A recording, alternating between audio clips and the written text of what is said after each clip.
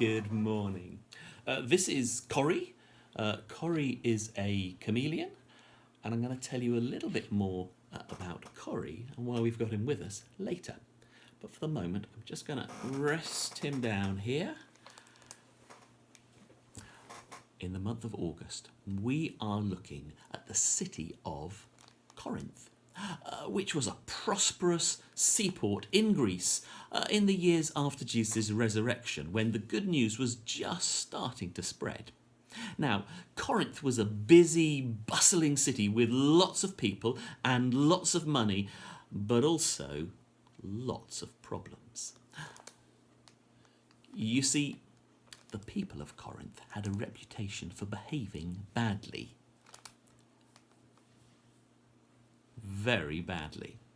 You see, they wouldn't want just one girlfriend or boyfriend. They'd want lots of girlfriends and boyfriends. And even if they were married, they'd go out looking for more girlfriends and boyfriends. And they would squabble and they would argue and they'd take one another to court, and they were not living in God's way.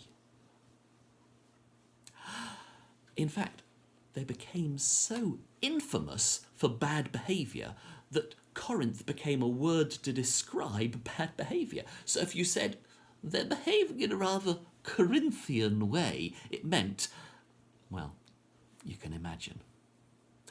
Now, I've said we're going to look at the city of Corinth, but actually it would be more accurate to say that we're going to look at a letter written to the people who lived in Corinth.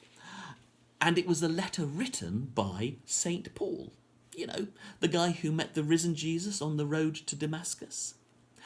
Now, on one of Paul's journeys, he had stayed in the city of Corinth for over a year.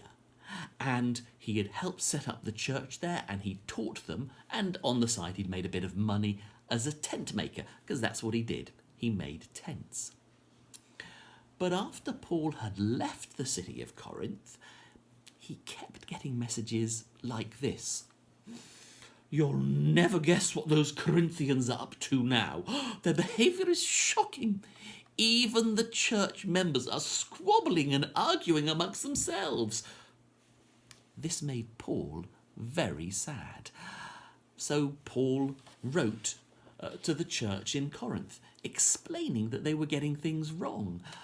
In fact, he wrote several times, but the first letter, that's the first letter that we've still got from him, that's the letter that we're going to be looking at together in August.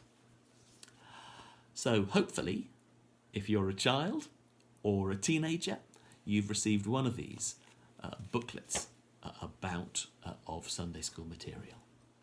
Now, you're probably wondering why I've got Corrie the Corinthian chameleon with me. Well, if you went to the countryside around Corinth, you'd find all sorts of lizards, including chameleons, a bit like this one. And one of the amazing things about chameleons is that they can change colour to fade into the background, to camouflage themselves. They can effectively make themselves invisible. So, if a chameleon was sitting on a tree, it would turn green. If a chameleon was sitting on sand, it would turn itself a lovely golden yellow. They fade into their surroundings. But in some ways, that was what those early Christians in Corinth were getting wrong. You see, they were surrounded by a city that was full of people behaving badly. And I'm sorry to say that those early church members, well, they started to fade into the background and they started to behave just like the rest of the city. Those early Christians started to slip back into their old way of behaving, badly, and into squabbling a lot. But as Christians, we shouldn't look the same as the people around us, particularly if those people around us are behaving badly, greedily, dishonestly, sinfully. You see, we are called to stand out, to shine, to be salty, to be different, to be a light to the world. And that's why I like Corrie the Corinthian chameleon. You see, he he's not trying to fade in. He's standing out.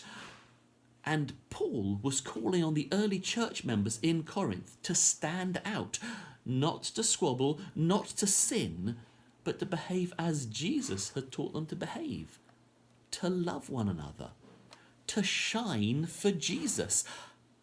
Who remembers last year's holiday club? We had a memory verse. It was Matthew chapter 5, verses 14 and 16, and this is what it said. You are the light of the world. A city on a hill cannot be hidden. So let your light shine, so that all men might see your good deeds and glorify our Father in heaven. Paul had lots of things to teach the church in Corinth, but this was the first one. Don't squabble, don't argue, don't allow yourself to look like the people around you. We, the church, are called to be one people because we look to one Saviour. We're called to be different. We're called to be holy. And now, a song.